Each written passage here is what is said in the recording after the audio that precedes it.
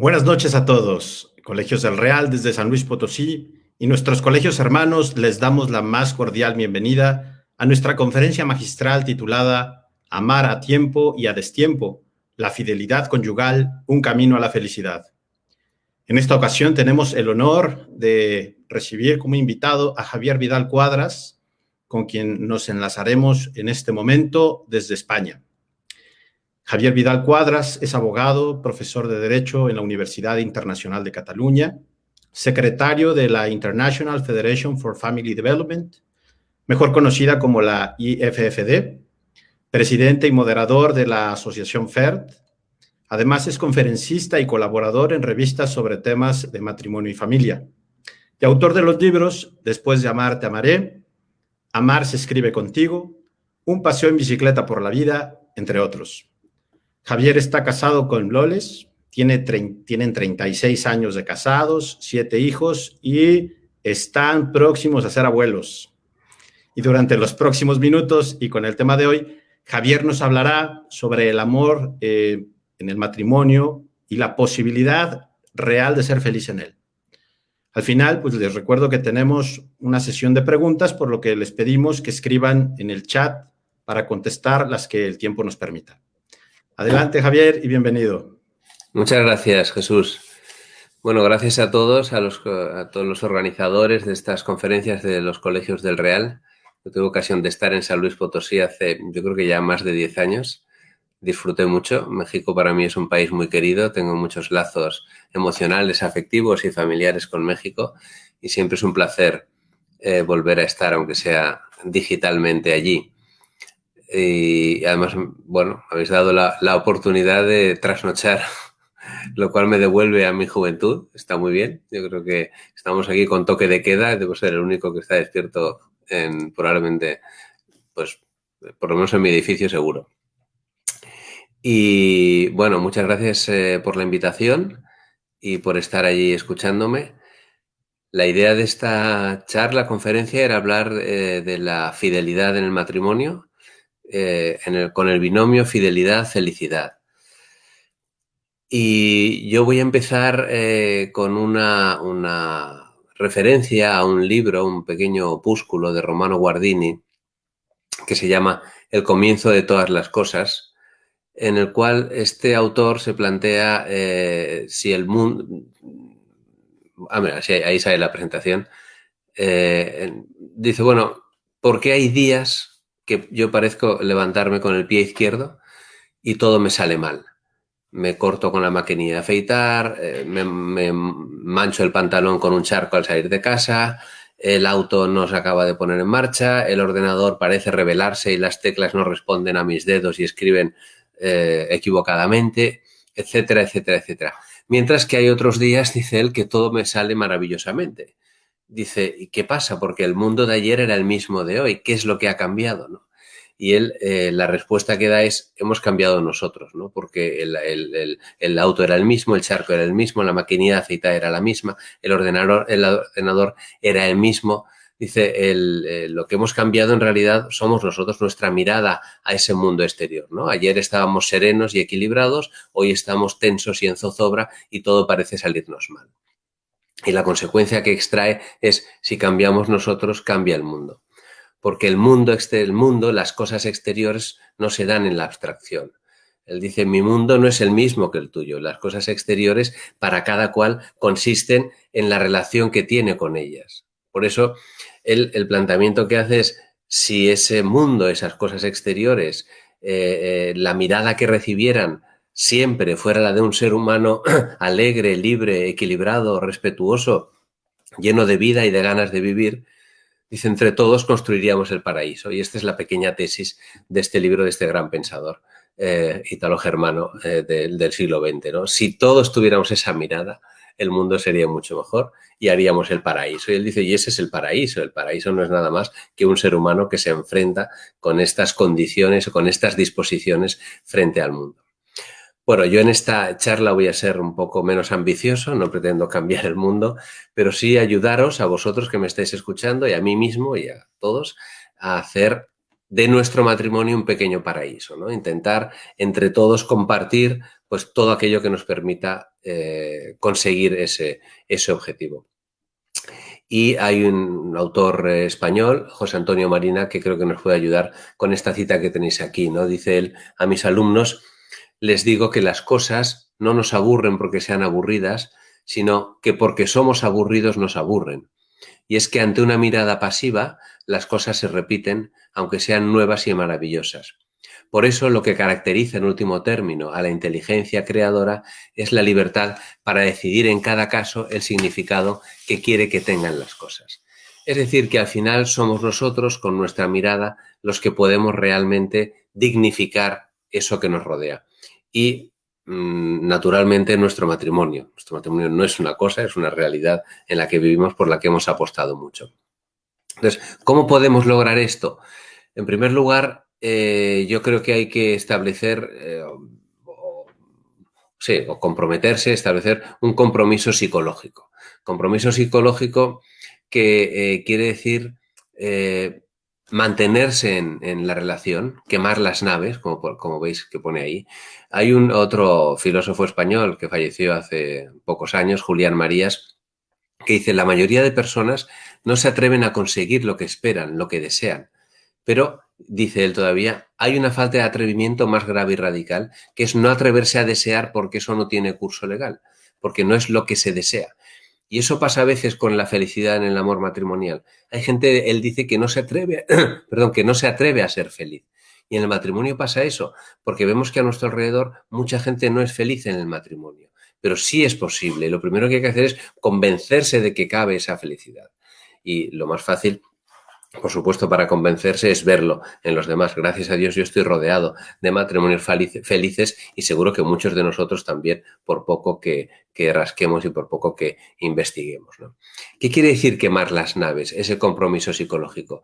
Quiere decir, explica Aaron Beck, que es un psicólogo americano, padre de la psicología cognitiva, tiene un libro que se llama Con el amor no basta, y ahí él dice, ese compromiso psicológico es la determinación de mantenerse en la relación usando lo positivo y lo negativo a pesar de los desengaños y dificultades. Perdón, no es esta diapositiva, viene más. La anterior todavía. Sí, luego iré. Es que tengo más de una cita de este autor. Bien, mantenerse en la relación utilizando lo positivo y lo negativo a pesar del desengaño, porque el desengaño, no nos engañemos, va a aparecer en el amor. El desengaño es característico del amor, forma parte del amor matrimonial y de cualquier amor humano. Nos desengañan aquellos a quienes amamos, porque el amor no es ciego, como dicen, el amor es inteligente, sagaz, perspicaz y es capaz de ver a la persona amada no solo por lo que ella es, sino por lo que es capaz de llegar a ser. Ve todas las posibilidades de la persona amada. Y como a veces pues somos humanos y la persona amada no responde como esperábamos, surge ese desengaño. Pero el desengaño no es malo, el desengaño nos indica que allí hay amor. Quienes no nos desengañan son aquellos que nos son indiferentes, aquellos de quienes nunca esperamos nada. Por eso el amor es vulnerable. Hay una característica del amor que es también esencial en él, que es la vulnerabilidad. El que ama se pone en brazos del otro, como el hijo pequeño que ama a su padre y se pone en sus brazos y su padre lo coloca encima de un armario y le dice salta y él salta porque está convencido de que su padre le va a agarrar cuando caiga, ¿no? Con lo cual, la primera condición de este compromiso psicológico es esa que veis al final, es elegir a los que amamos. Elegir a los que amamos, podemos pasar ya a la siguiente diapositiva, elegir a los que amamos significa preferirlos, significa destacarlos sobre los demás. Chesterton decía feliz el hombre que se casa con la mujer a la que ama. Decía, pero más feliz todavía el hombre que ama a la mujer con la que se ha casado, ¿no? Lo ideal es tener las dos cosas, casarse con la mujer a la que amas y amar a la mujer con la que te has casado, que es aquella a la que a su vez amabas y por esa razón te casaste con ella, ¿no? Elegir a alguien, por lo tanto, es preferirlo, es destacarlo, como decía, por encima de los demás, es aprobarlo interiormente, dice Enrique Rojas. Y eso creo que nos debería llevar cada día a contestar afirmativamente a dos sencillas preguntas respecto de nuestra mujer o de nuestro marido. Primera, ¿la he querido? ¿Le he querido? Y segunda, ¿lo ha notado? Porque si a alguna de las dos respondemos negativamente, hay que revisar algo. Bueno, si es la primera, mal asunto, hay que revisar muchas cosas. Pero si es la segunda, también igualmente hay que revisar algo, ¿no? Esa preferencia significa, y ahí veis que pone te amé a ti primero, también poner de manifiesto de una manera clara respecto de frente a los demás y frente a nuestros hijos, que a la primera que amamos, que al primero que amamos es a nuestra mujer y a nuestro marido. Es establecer una clara jerarquía en los amores, en la que empezamos siempre por él. El hijo no debería ser, por lo menos, una intención directa de nuestro amor. Nosotros no amamos a nuestra mujer por razón del hijo. Creo que a nuestro hijo tendríamos que poderle decir, yo hijo primero amé a tu madre, y a nuestra mujer te amé a ti primero, y fruto de ese amor naciste tú, pero fue primero tu madre. Porque si yo amara a mi mujer o a mi marido por razón de mi hijo, porque quiero tener hijos, entonces la habría instrumentalizado, se habría convertido en un medio, en un instrumento para la concepción. Y es al revés, yo amo a mi mujer y a mi marido, y mis hijos hoy están aquí y al día siguiente se irán, son el fruto de ese amor. Yo me encontré con mi hijo en mis manos como una sorpresa, como un don, como un fruto, y mi trabajo ha sido convertir esa sorpresa en gratitud y ayudar a ese hijo durante toda mi vida, ¿no? Esa preferencia creo que tenemos que tenerla muy clara. Tengo un amigo que, bueno, algunos a lo mejor conoceréis, Tomás Mamierca, que enviudó. Su mujer falleció en México en un viaje de orientación familiar, precisamente, su primera mujer, y al cabo pues, de un tiempo se volvió a casar. Y en la boda con su segunda mujer, con sus hijos ya mayores presentes en la boda, salió al atril, al ambón del presbiterio cuando terminó la boda y les dijo delante de todos los invitados, a partir de hoy, Pilar, que era su nueva mujer, hijos míos, pasa por delante de vosotros. Cosa que nos dejó a todos como muy chocados, pero realmente es eso, es la elección que he hecho y es la preferencia. Hay que expresar esa preferencia, por lo tanto. ¿Y cómo se expresa esa preferencia? A través de la lealtad. Y ahí sí viene la cita de Aaron Beck que antes estaba diciendo, ¿no? Aaron Beck, en su libro, considera que la lealtad significa poner siempre los intereses de mi cónyuge por encima de los demás, defenderlo si lo critican y nunca, nunca tomar partido con los demás contra él ni limitarse a ser neutral. Esa es la lealtad. La lealtad significa que, sobre todo en relación con los demás, mi mujer, mi marido, siempre está por delante, que va mucho más allá de la fidelidad.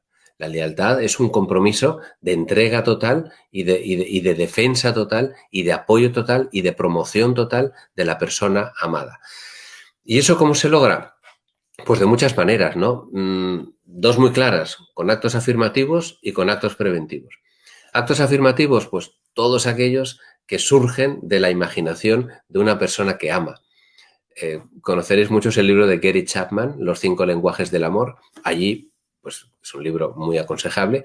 Allí él habla de los 5 lenguajes del amor. Los cinco estilos de percibir el amor, ¿no? Los actos de servicio, las palabras de afirmación, los regalos, el tiempo de calidad, el contacto físico. Todas estas son maneras de demostrar el amor, dedicando expresamente cada día una serie de detalles para con nuestra mujer que para con nuestro marido, repitiendo, diciendo muchas veces palabras de afirmación que a los hombres nos cuesta más, que le queremos, que es el amor de nuestra vida, que está allí, que siempre estaremos con ella, sorprendiéndole con detalles, con regalos, porque es la manera de expresar materialmente el amor, con detalles, con regalos, pues, que no tienen por qué ser caros, puede ser robar una flor del jardín del vecino y entregársela, encontrar ratos para tener esa atención indivisa y regalársela a ella en el tiempo de calidad, que es otro de los estilos del amor, o el contacto físico, el tener esa relación, luego entraré a fondo en el tema de la sexualidad, esa relación física que forma parte del matrimonio, las caricias, los abrazos,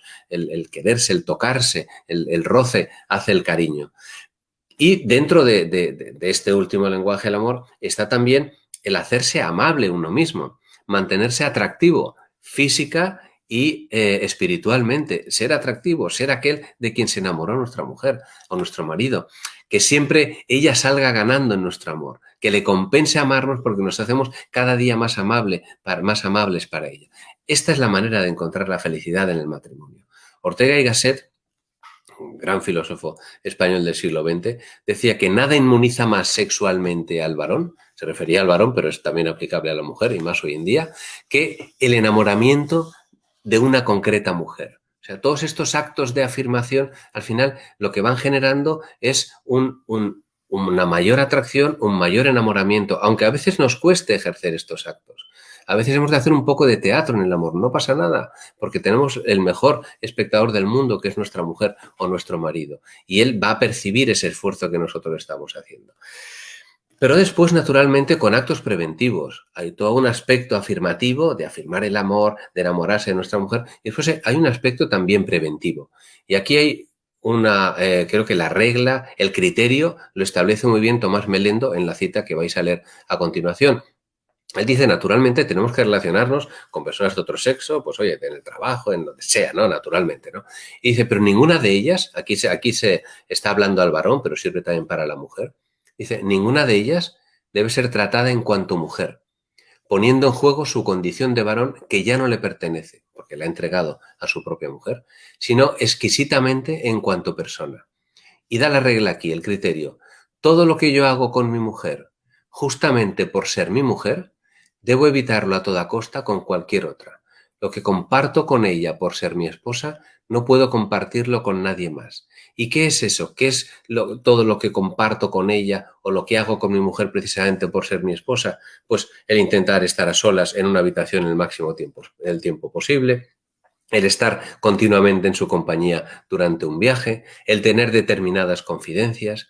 Hay que blindar un ámbito de intimidad matrimonial que quede absolutamente cerrado, blindado, como una caja fuerte de la que no se escape nada. Ese es el ámbito de intimidad con mi mujer. Si yo empiezo a dejar escapar de ese ámbito de intimidad determinadas confidencias, determinados detalles con una compañera de trabajo, con una amiga, con una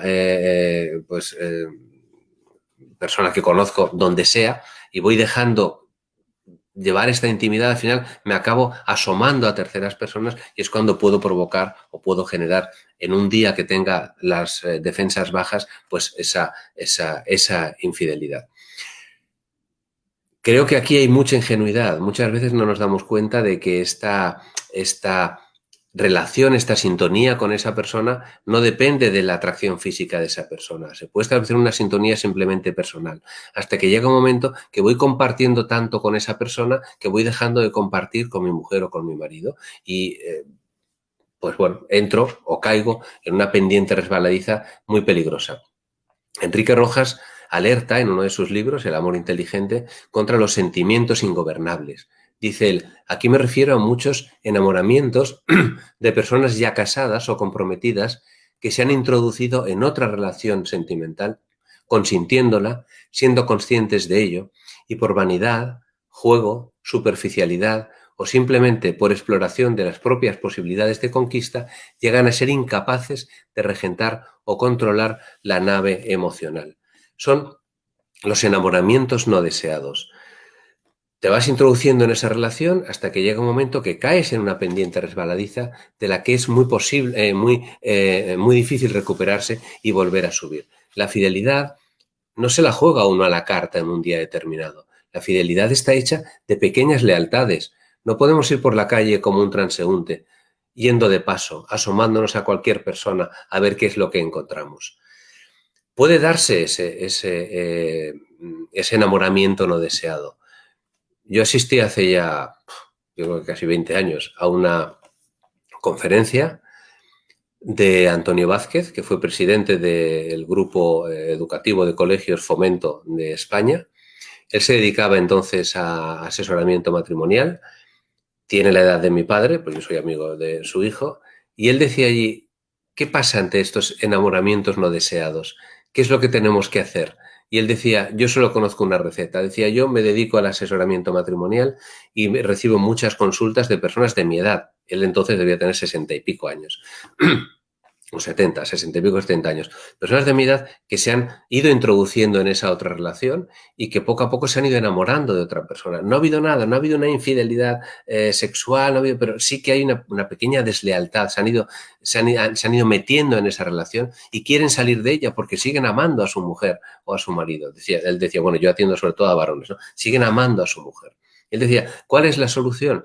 Él decía, solo conozco una, tiempo y distancia. Tiempo y distancia.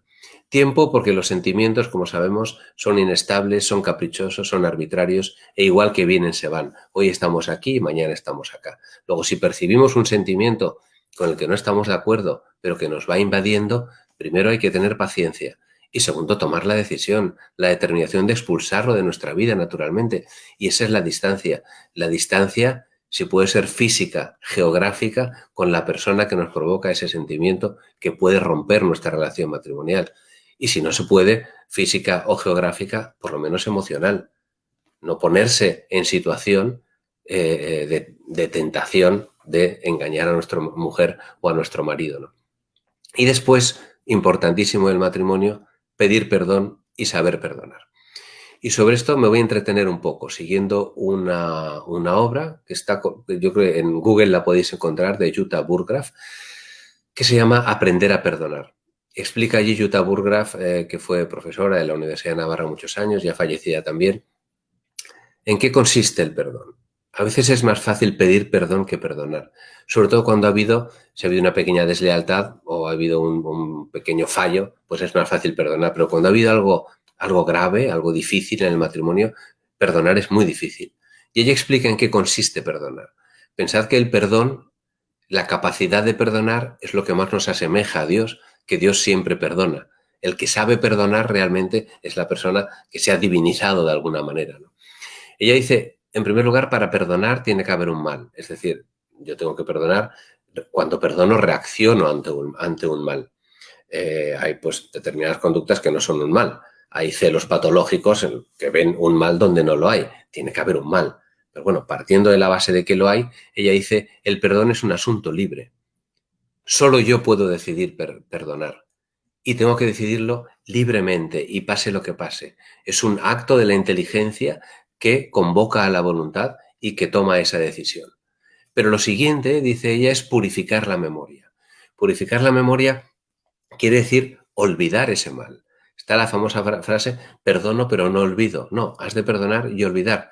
Pero ojo, olvidar no significa dejar de recordar, porque nosotros no controlamos nuestra memoria, no podemos decidir si un recuerdo se queda o sale de nuestra memoria. El que tiene muy buena memoria, pues le es difícil olvidar, ¿no? Olvidar no significa, dejar de recordar, sino purificar la memoria. Purificar la memoria significa recordar las injusticias, recordar las ofensas, pero recordarlas como perdonadas. Cuando yo he perdonado una ofensa ya no me duele, la recuerdo, está allí en mi historia biográfica y a veces hasta me irá bien para no repetirlo, para que no se vuelva a dar y para poner los medios, tanto pues, mi mujer o mi marido como yo, para que no se dé, pero ya no me duele, por lo tanto he purificado la memoria, ¿no? Porque eso me llevará a renunciar a la venganza, a renunciar a esa espiral, ese círculo vicioso, a poner fin a ese círculo vicioso de devolverlo, de dolor interior, etcétera, etcétera. Y pasamos ya a la siguiente.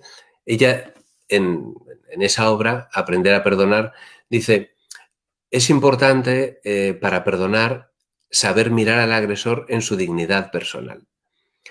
¿Qué quiere decir esto? Quiere decir, primero, convencernos de que toda persona es más grande que su culpa. Y cuando uno perdona, ha de volver a confiar en esa persona. Ha de volver a ponerse en sus manos. Ha de arriesgarse, dice ahí más abajo, ha de arriesgarse a que le vuelva a herir. Y esa es la vulnerabilidad del amor. Porque el perdón, como tenéis ahí apuntado, no anula el derecho, pero sí lo excede. Es verdad que yo que he sido ofendido tendría derecho a una reparación, tendría derecho a una compensación, tendría derecho a una petición de perdón continua porque lo que ha hecho es muy grave y me ha hecho mucho daño.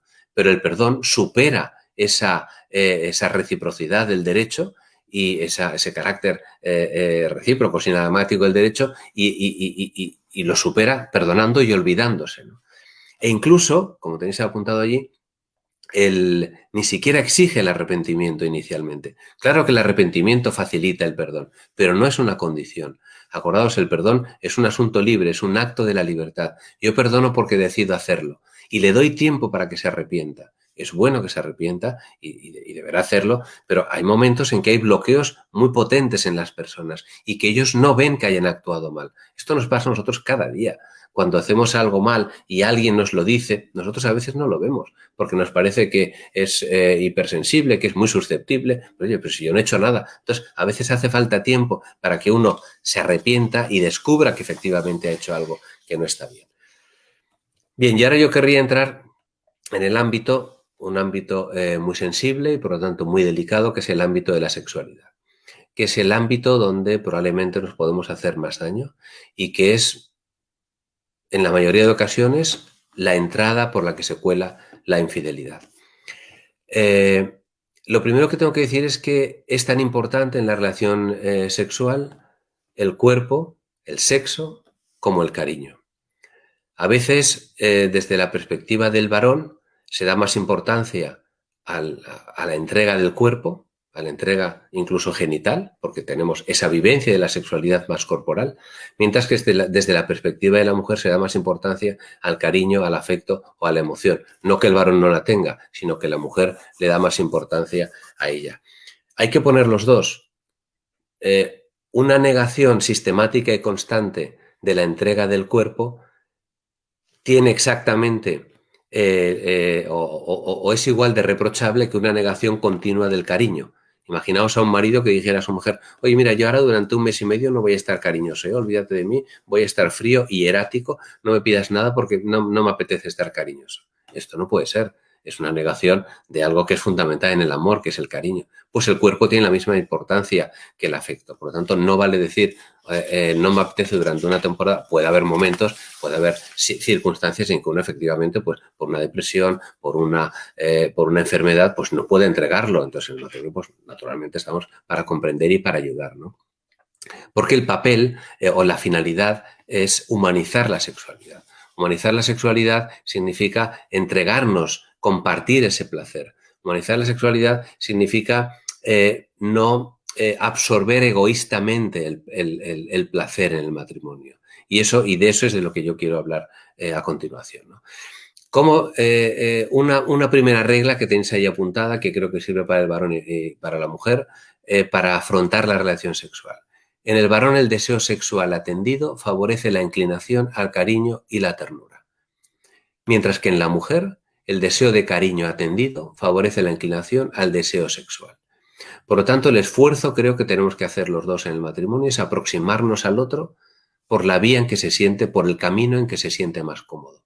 La mujer tendría que hacer un esfuerzo para aproximarse al marido por la vía de la sexualidad, del sexo, de la corporalidad, de la genitalidad.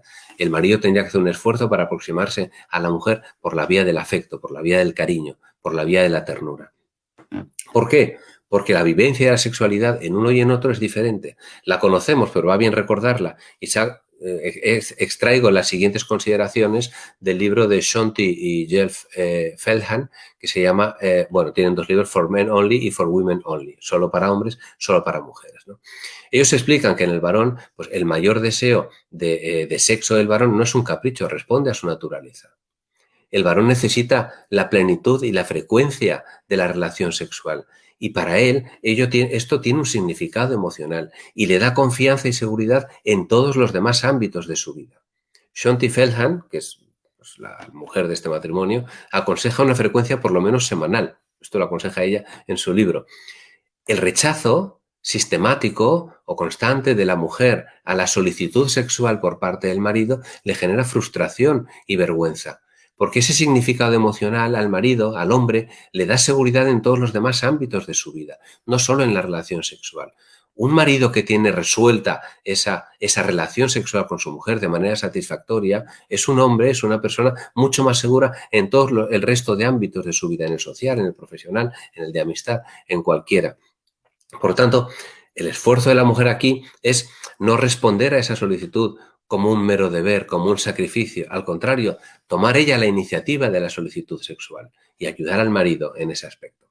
Respecto de la mujer, explican ellos, pues el marido tiene que comprender que la mujer tiene menos hormonas de testosterona, más estrógenos y por lo tanto un deseo más receptivo y menos activo. Sin embargo, una vez empieza la relación sexual, experimenta el mismo placer. Lo que pasa es que tiene más dificultad, a lo mejor, o tiene menos atracción directa, natural, espontánea hacia el sexo, hacia el cuerpo, que la que tiene el varón.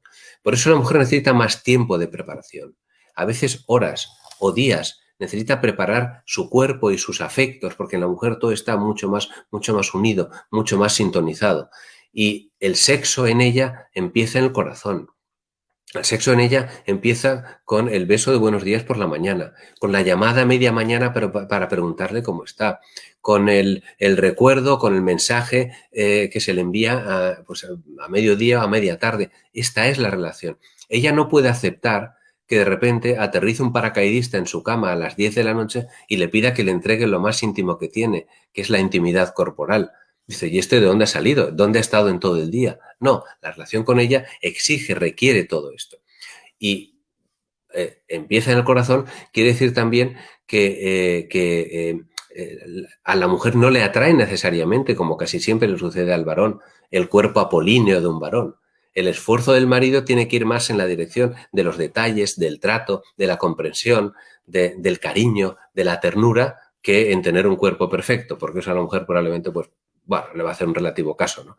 Esto quizás está cambiando hoy día en la sociedad, pero yo creo que todavía de manera natural y espontánea la vivencia de la sexualidad en uno y otro responde a estos parámetros, ¿no? Yo les digo muchas veces a las madres cuando a veces hablamos de la adolescencia y tal, que van con un hijo adolescente y ven una revista pues por alguna fotografía impropia, indecente, pornográfica en un kiosco, en una librería, que no les digan a sus hijos varones qué asco, porque a ellas efectivamente les puede dar asco un cuerpo de estos, pues apolíneo, de un varón ahí musculado y tal y cual. Y dice, bueno, qué asco está esto que viene ahora a poner esto aquí. Yo digo, no les digáis esto a vuestros hijos porque no os van a entender, porque a ellos no les da asco. A vosotras a lo mejor sí, a ellos al contrario les atrae, ¿no? Van a pensar que son raros. Dice, bueno, a mí esto no me da asco, a mí esto más bien me atrae, ¿no? El cuerpo de una mujer desnuda. Bueno, y luego quería entrar, he dicho antes que iba a entrar con alguna profundidad en el tema de la sexualidad. Yo creo que vosotros en México sois mucho más delicados que nosotros en España, pero creo que es un tema que hay que hablarlo con claridad, ¿no? Y quiero hablar también del acto sexual como afirmación del amor, ¿no? Porque a Dios le importa el placer de los esposos. El donarse placer mutuo hace al acto sexual más pleno y por lo tanto más santo. Y eso lo hemos de procurar en el matrimonio. Fijaos que en la relación sexual hay una asincronía, os he puesto allí, una falta de sintonía entre las curvas de excitación masculinas y femeninas. Y no coinciden. Y dices, bueno, que es menudo fastidio, ¿no? Podría habernos creado Dios de otra manera, de manera que fuéramos totalmente sincrónicos y coincidiéramos en la experimentación del placer en el mismo momento, pero no es así. Y sin embargo, eso, dice algún autor, es la condición de posibilidad o es lo que permite que el amor sea un acto libre e inteligente. Los animales tienen mero instinto y por lo tanto ellos nunca se equivocan, les apetece, lo hacen y ya está. El toro cubre a la vaca y se acabó la historia. En los hombres, en el ser humano no es así, no es mero instinto en nosotros, es un acto libre e inteligente y por eso podemos equivocarnos. Porque tenemos que conocer al otro, tenemos que acompañarle en esa relación y convertir esa relación que es sexual en una relación personal. Por eso el placer en el matrimonio es mucho más hondo que fuera del matrimonio, porque incorpora todas las emociones y no solo esas, sino la propia donación personal que nos hemos comprometido, que nos hemos prometido uno al otro, ¿no? Los animales se excitan, nosotros nos emocionamos y nos entregamos a otra persona plenamente. Por lo tanto, ¿qué cabe dentro de la relación sexual? Creo que esto, hablando de la fidelidad, es importante tenerlo en cuenta, sobre todo en entornos católicos, en los que me parece que todavía hay mucho escrúpulo sobre este tema. ¿Cabe todo? ¿Cuáles son los contornos de esa relación, del acto sexual? Yo diría, pues sí, cabe todo lo que conduzca a hacer el acto sexual más pleno y placentero, siempre que se respeten estos contornos del amor, que son los que tenéis aquí. Primero, el respeto al otro. Si el otro no quiere, no puedes tocarle ni la punta de la nariz, aunque estés casado. Segundo, respeto a la función propia de los órganos. Creo que aquí no hace falta decir más. Hay una ginecóloga aquí en Barcelona que imparte cursos de orientación familiar, que lo dice de una manera muy gráfica. Yo lo repetiré y ya no explico nada más. Dice, en el cuerpo humano hay agujeros de entrada y agujeros de salida. Con eso todo se entiende. Y en tercer lugar, muy importante, respetar el significado pleno de la sexualidad, que es de unión y que es de procreación y que ha de llevarnos a respetar y a acoger de manera íntegra la naturaleza femenina sin adulterarla ni alterarla a nuestro capricho. Por lo tanto, respetando pues, los periodos fértiles e infértiles que tiene la mujer. Ese significado pleno, está en la siguiente diapositiva, ese significado pleno en lo que se refiere al acto sexual se concreta en algo muy sencillo y muy fácil de explicar, y es la deposición del semen en la vagina de la mujer. Para que el significado sea pleno de unión y de procreación, el acto sexual tiene que acabar o tiene que proyectarse hacia la unión completa del cuerpo y del alma de toda la persona mediante la penetración del hombre en la mujer y la deposición del semen en la vagina de la mujer. Cumplido esto, todo lo demás bienvenido sea para estimular el placer. Los besos y las caricias en las zonas erógenas, el acompañarse el uno al otro, el hombre, que suele ser más precoz en la experimentación del placer o del culmen del placer en la relación sexual, está comprometido con la mujer para acompañarla. Y si ella quiere terminar y llegar a ese culmen en el placer sexual, tiene que acompañarla antes o después, ya fuera de ella, si ella quiere, naturalmente, porque una de las grandes diferencias en la experimentación del placer en el hombre y la mujer es que el hombre necesita llegar hasta el final para experimentarlo, mientras que la mujer no. La mujer no le hace falta llegar al orgasmo final para experimentar el placer. Pero esto es un tema que el matrimonio tiene que hablarlo entre ellos, ¿no? Karol Wojtyla, antes de ser Juan Pablo II, en uno de sus libros se planteaba si puede haber lujuria en el matrimonio. Y en la diapositiva siguiente tenéis la definición de lujuria según el Catecismo de la Iglesia Católica. Dice, la lujuria es un deseo o un goce desordenado del placer venéreo. El placer sexual es moralmente desordenado cuando es buscado por sí mismo, separado de las finalidades de procreación y de unión. Por lo tanto, lujuria no es exceso de placer. Lujuria es desorden en el placer. Y ese desorden en el placer es cuando es buscado por sí mismo. Y pasamos a la siguiente diapositiva. Cuando es buscado por sí mismo, quiere decir cuando al final yo estoy utilizando al otro como instrumento simplemente para mi placer, ¿no? Entonces, ¿por qué en el matrimonio es más difícil que en la lujuria, aunque pueda haberla? Primero porque nos hemos prometido amor para siempre.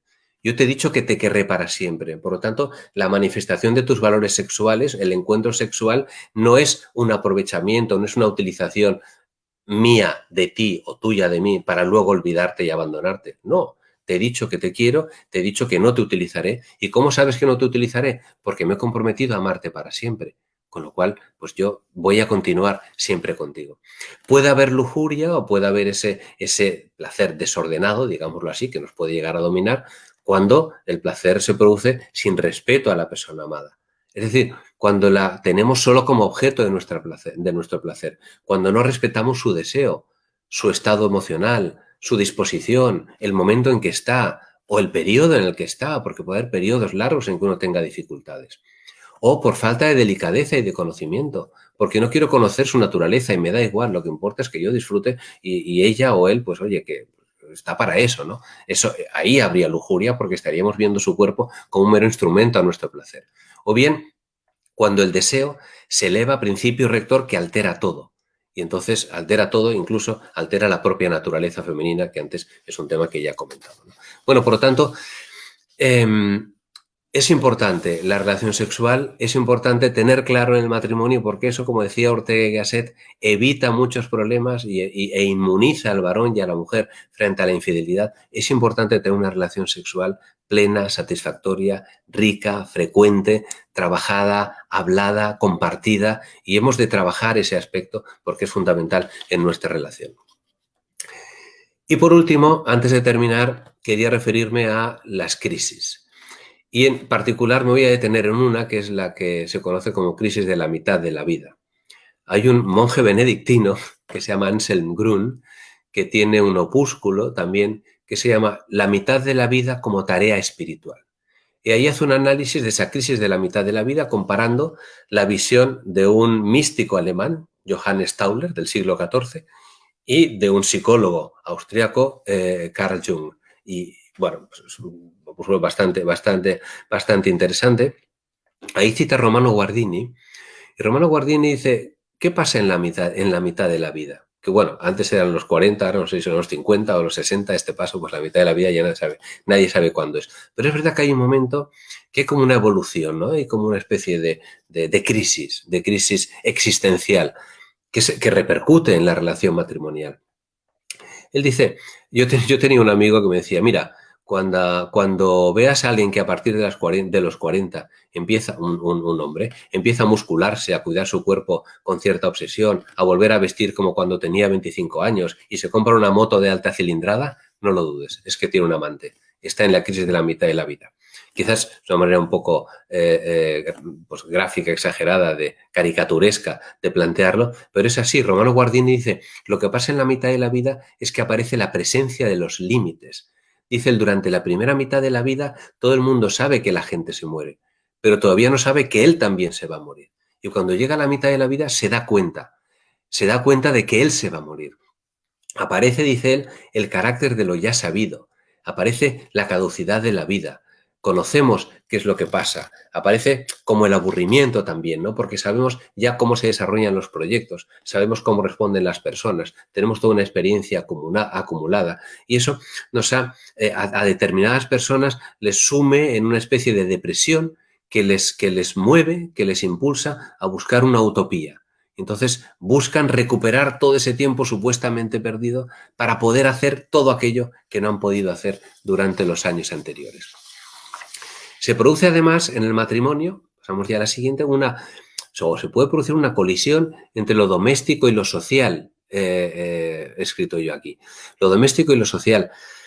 Ahora ya ese papel está más compartido entre el varón y la mujer, ¿no? Pero es verdad que durante determinados años, sobre todo los varones todavía en muchas sociedades, pues han tenido que salir al mundo, han tenido que afirmarse, han elaborado un rostro, una máscara de dureza, de eficacia, de competencia, que ahora también pues lo desarrollan las mujeres desde hace ya muchos años, y han ido como ocultando, reduciendo su parte más emotiva, su parte más tierna, que de repente en la mitad de la vida sale a flote y vuelve, y van descubriendo emociones que antes tenían como apagadas, ¿no? Como apagadas dentro de su actividad frenética o de lo que fuera, ¿no? Y entonces vuelven a lo doméstico.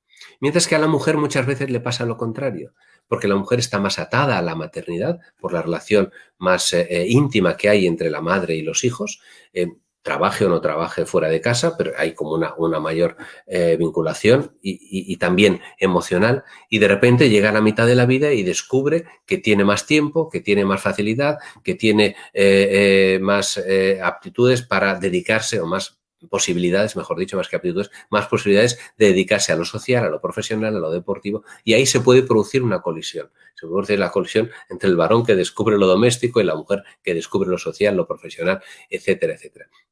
Eso se extrapola también a la relación sexual de que hemos hablado ahora, ¿no? En el varón, en su psique permanece ese deseo de relación sexual, pero sin embargo el periodo de excitación se dilata, necesita más estímulo por parte de la mujer. Y eso coincide con un momento en que el rol normalmente ya más pasivo de la mujer se incrementa todavía más, no digamos si entra en el periodo de la menopausia. Entonces la mujer cada vez más pasiva, el varón necesita más estimulación, pues tienen que afrontar esto de alguna manera y tienen que hablarlo, porque si no, esa sorpresa puede dar lugar a coqueteos o ensoñaciones de una vida sexual fuera del matrimonio. Esa crisis está allí y hay muchas otras crisis a lo largo del matrimonio que se pueden producir. ¿Cuál es el riesgo de esta crisis? Johannes Tauler, ese místico de que os hablaba, dice que en esta crisis de la mitad de la vida el ser humano tiene que hacer como las serpientes. Él dice, las serpientes cuando perciben que la piel está vieja pasan en juntura, dice, entre dos piedras apretadas y se dejan ahí la piel y la cambian, pero siguen siendo las mismas. Rehacen su vida. ¿El riesgo cuál es? El riesgo es rehacer no la propia vida, sino la vida de otro. En la crisis de la mitad de la vida tenemos la gran ventaja de que conocemos nuestros propios límites. No nos vamos a engañar a nosotros mismos. Y ese es nuestro gran aliado. Nos conocemos muy bien a nosotros y a nuestra mujer. Entonces, hemos de rehacer nuestras vidas, pero no las vidas de otros. Hemos de rehacer nuestras vidas con nuestros propios materiales, con nuestra mujer, con nuestros hijos, con toda con toda nuestra biografía personal. Y de eso se trata. Se trata de integrar en mi vida personal, sin huir de mi propia verdad biográfica, todas esas nuevas emociones, todas esas nuevas percepciones que estoy recibiendo y dirigirlas hacia mi mujer y hacia mis hijos, hablando con ellos y teniendo conocimiento y formarnos en cómo elaborar esta nueva relación que tenemos. Pasamos ya a la próxima diapositiva, bueno, en la que ya llevo un rato. Y os he puesto aquí la conocida anécdota de San Carlos Borromeo, bueno, que han atribuido a otros santos, pero yo creo que es de San Carlos Borromeo por lo que he estado investigando, cuando le preguntaron qué haría si supiera que iba a morir dentro de una hora. Y San Carlos Borromeo contestó: haría especialmente bien lo que estoy haciendo ahora. Yo creo que esa es la tarea de la mitad de la vida, la tarea ante la crisis, hacer especialmente bien lo que estás haciendo ahora. Es decir, hacer especialmente bien el amor a tu mujer, la entrega, el compromiso a tu familia y a tus hijos, y poniendo allí pues toda esa creatividad de una mirada no aburrida de la que hablaba José Antonio Marina. Conclusión. Pasamos ya a la siguiente diapositiva. Kierkegaard decía que la puerta de la felicidad se abre hacia afuera, hacia los demás. Si queremos encontrar la felicidad en el matrimonio, tenemos primero que dar esa felicidad a nuestra mujer o a nuestro marido.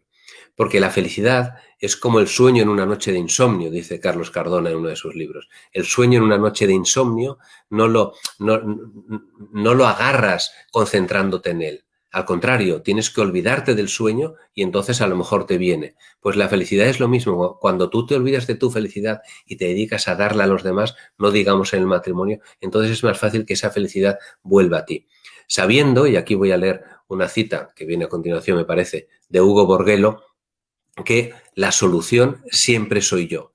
Hugo Borguelo, y con esta cita ya termino, que creo que ya es la hora, dice: ante cualquier dificultad en la vida de relación, todos deberían saber que existe una única persona sobre la que cabe actuar para hacer que la situación mejore, ellos mismos. Y esto es siempre posible. De ordinario, sin embargo, se pretende que sea el otro cónyuge el que cambie, y casi nunca se logra. Si quieres cambiar a tu cónyuge, cambia tú primero en algo. Ese es el reto. Yo soy la causa de la crisis y solo hay una persona que puede resolverla, que puede solucionarla, yo mismo. La solución está siempre en mis manos. Y hoy lo estamos haciendo. Hoy estamos aquí, yo hablando y recordando todo esto para luego aplicarlo en mi vida y vosotros escuchándolo. Y ese es el camino. El camino es irse formando. Nadie nace aprendido, y menos en materia de amores. Todos tenemos la capacidad de amar para siempre y de ser felices en nuestro matrimonio, pero todos tenemos el compromiso de ir formándonos en el amor, que a veces es la asignatura más olvidada que tenemos en toda nuestra tarea intelectual a lo largo de nuestra vida. Pues nada, muchas gracias por vuestra atención. Yo termino aquí y ahora estoy a vuestra disposición para las preguntas o para lo que queráis comentar.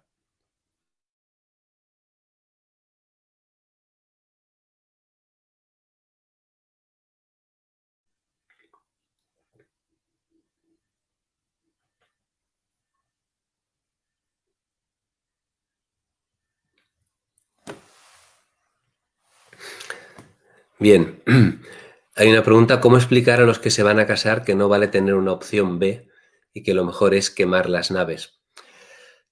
Mirad, yo he dado muchas charlas de noviazgo hablando sobre amar para siempre. Para explicarlo bien de verdad hace falta un rato muy largo. Pero yo creo que aquí lo que mejor funciona, más que una explicación, es el ejemplo, es el testimonio, es el ven y verás. Me parece que los que estamos casados y que estamos convencidos de que este es el camino de la felicidad, tenemos una pequeña asignatura pendiente, y es mostrar la cara amable del matrimonio. O sea, nuestros hijos, los amigos de nuestros hijos, cuando vienen a casa, cuando nos ven, nuestros amigos de las edades que sean, tienen que comprender que vale la pena quemar las naves viéndonos a nosotros. A veces esa cara amable del matrimonio, la más tierna, la más cariñosa, la guardamos para nuestra alcoba con nuestra mujer o con nuestro marido, y ya está bien, porque hay un ámbito de intimidad, naturalmente, que no es extrapolable y que no es publicable, ¿no?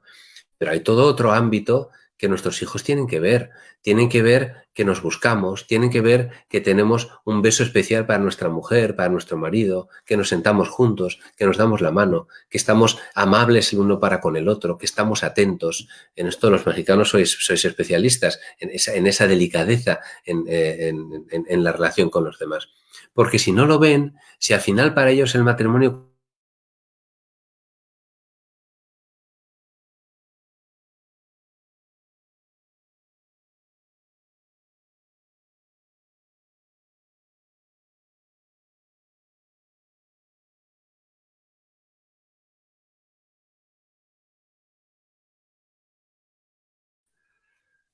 ¿Me he quedado sin cobertura?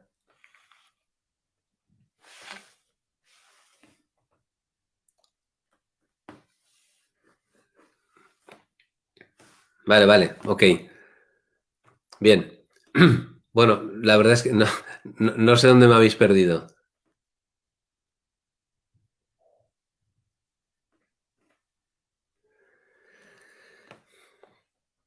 ¿Es posible que resurja el amor cuando hubo una infidelidad matrimonial? Es posible.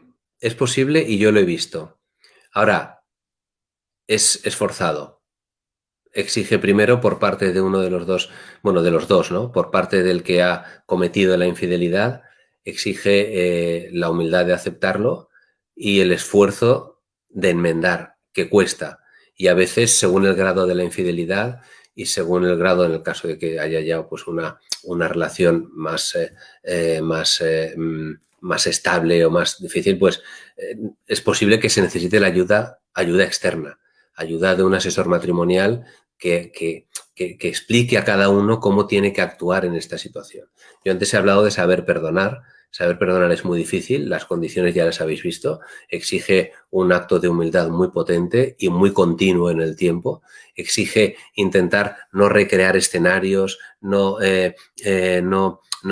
cargarse la memoria con lo que podía haber pasado, con lo que lo hizo, porque lo hizo, exige no pedir más explicaciones, exige no reclamar del otro una obediencia constante como si tuviera que pagar por la culpa, exige efectivamente hacer tabula rasa y volver a querer a esa persona y volver a ponerse en sus manos, a hacerse vulnerable y estar dispuesto a volver a ser herido, que es lo más grave, ¿no?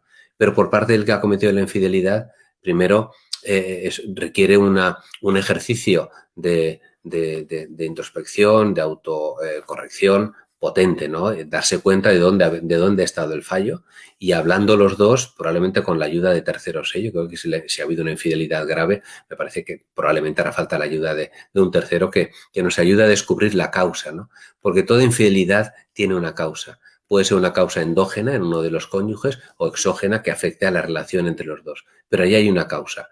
Una causa que, si es una causa psicológica, pues hará falta la ayuda de un psicólogo para que la descubra. Si es un problema de comunicación en el matrimonio, a veces es mucho más fácil de resolver de lo que parece, porque hay muchas técnicas de comunicación que nos pueden ayudar. Pero hay que intentar descubrir la causa y a partir de allí pues establecer los parámetros de relación que permitan establecer la nueva relación, la nueva normalidad, ¿no? Como decimos ahora, que estamos en la situación de COVID. ¿Qué pasa cuando el amor se acaba y se terminan las ganas de luchar por el matrimonio?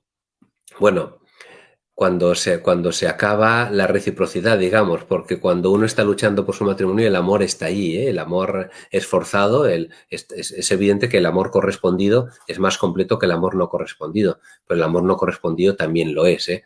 Cuando lo que se acaba es el afecto, cuando lo que se acaba es el sentimiento, que es lo que suele pasar más que el amor, entonces solo queda una posibilidad si uno quiere mantenerse en el amor y es poner la voluntad. Y es poner la voluntad. El papel de la voluntad en el amor no consiste en amar a plomo, en amar a pulso, consiste en recrear, en volver a crear, en volver a traer al amor los sentimientos que estaban aletargados. Y eso siempre es posible, porque esos sentimientos, es verdad que un sentimiento no se puede crear ex novo, los sentimientos te asaltan, pero un sentimiento que estuvo en tu vida ya, como fue el amor a tu mujer, como fue el cariño por tu mujer o por tu marido, ese siempre puede volver. Pero ahí Hay que poner la voluntad y hay que poner la inteligencia, que la inteligencia es la cenicienta del amor y es muy importante. Muchas veces se desprecia el papel de la inteligencia y uno no puede recuperar un amor que se ha ido desgastando si no es con inteligencia. Inteligencia en formarse, en ver cómo lo vamos a hacer. Pero luego la voluntad. Llega un momento que en el amor a veces hay que hacer un poco de teatro, a veces no tienes ganas, a veces no experimentas nada, nos pasa con nuestros hijos, a veces no te apetece amarle a un hijo adolescente pesado que te está insultando todo el día, es que no quiero amarle, pero hago un esfuerzo y le amo. No sé si habéis visto la película La vida es bella de Roberto Benigni, que allí es un matrimonio que él va a un campo de concentración con su hijo y ella va a otro. Bueno, pues el padre cuando entra en el campo de concentración no hace nada que experimente con los sentimientos. Está muerto de miedo y simula que es un valiente. Aquello es una tragedia y simula que es un juego. Está depresivo y simula alegría. Está cansado, agotado y simula que está fuerte. ¿Por qué lo hace? Por amor a su hijo. A veces por amor a nuestra mujer tenemos que simular los sentimientos o por amor a nuestro marido. Y esos sentimientos irán volviendo antes de lo que pensemos, porque son caprichosos y arbitrarios. Ahora, eso sí, hemos de tomar una determinación de amar para siempre y de poner todos los medios. Y si no somos capaces, insisto, pedir ayuda a un amigo, a una amiga, a un asesor matrimonial, a un psicólogo, a un especialista. Oye, yo quiero salvar mi matrimonio. He hecho esto, he sido lo que sea, me he equivocado, he metido la pata, todos somos humanos, todos podemos fallar. Normalmente suelen ser infieles aquellos que están convencidos de que nunca lo serán, porque no ponen los medios para no serlo. Los problemas de infidelidad en el matrimonio pueden tener origen en inseguridades o deficiencias del amor propio de la persona infiel. Sí, efectivamente, pueden tenerlo y muchas de ellas yo creo que están allí, ¿no? Por eso digo que en según qué casos hace falta una ayuda exterior, ¿no? Una ayuda externa, porque yo creo que en el matrimonio esas inseguridades o deficiencias del amor propio, de la autoestima de una persona, se pueden cubrir con el otro y se puede ayudar. Lo que pasa es que tiene que saberlo. Ahí hay toda una área en el matrimonio por explorar y en la que tenemos que mejorar mucho los matrimonios y es el área de las expectativas, ¿no? O sea, ¿tú qué expectativas tienes de tu matrimonio? ¿Tú qué expectativas tienes de tu mujer o de tu marido a nivel global, a nivel de abstracto general en tu matrimonio o a nivel concreto? ¿Qué esperas de tu mujer cuando le dices esto? ¿Qué esperas de tu marido cuando estás cansada? ¿Qué esperas de tu mujer cuando estás enfadado? ¿Qué esperas que... Entonces, todo esto hay que trabajarlo, tenemos que conocerlo primero nosotros mismos, qué inseguridades, qué miedos tengo, comunicarlos para que el otro pueda ayudarnos, partiendo de la base de que los dos queremos construir esa relación y queremos ayudarnos el uno al otro. Pero esas expectativas que luego tienen que convertirse en peticiones expresas al otro, primero tenemos que conocerlas nosotros, porque a veces no las tenemos elaboradas reflexivamente. Entonces tenemos que conocer yo qué expectativas tengo respecto de nuestra relación y respecto de las situaciones concretas que vamos viviendo a lo largo del día. Y después exponérselas al otro y hacerle peticiones expresas en el matrimonio. Oye, llevo una temporada un poco bajo de forma y necesito que estés más cariñosa conmigo. Esta es una petición que desmonta a cualquiera. Oye, mi marido me necesita, mi mujer me necesita.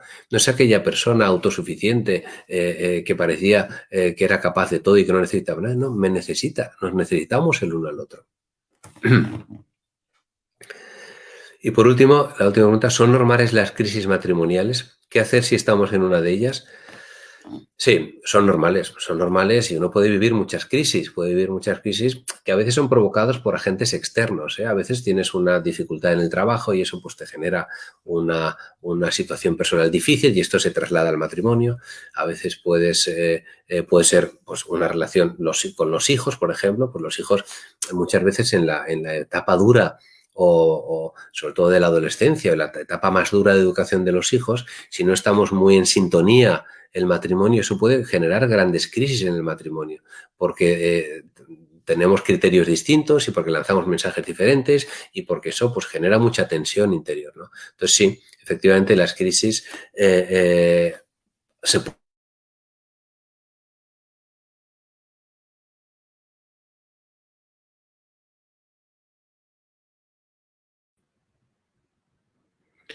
Bueno, pues agradecemos a Javier que se nos está congelando perdón, por ahí, hombre. Perdón, me he vuelto a ir.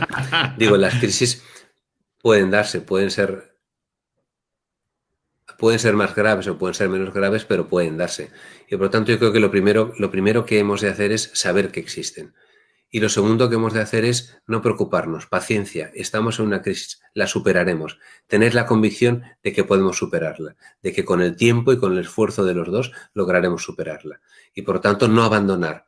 Si todos los esfuerzos que se ponen en matar una relación matrimonial se pusieran en recuperarla, habría muchos menos divorcios. Es mucho más difícil mantener una infidelidad y mantener otra relación y agotar o aplicar la eutanasia a la que ya teníamos que reconstruir la propia relación. Y eso es lo que pues, creo que todos deberíamos hacer. Javier, muchísimas gracias. La verdad es que ha sido un tema que nos lleva mucho a pensar, nos deja mucha tarea como matrimonios.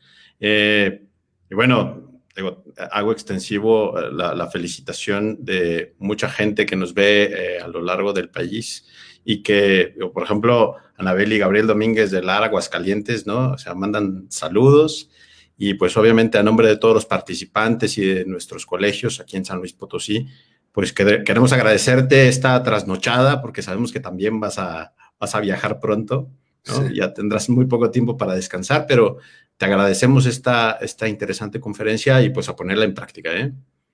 Muy bien, muchas gracias a vosotros. Muchas gracias. Bueno, pues despedimos.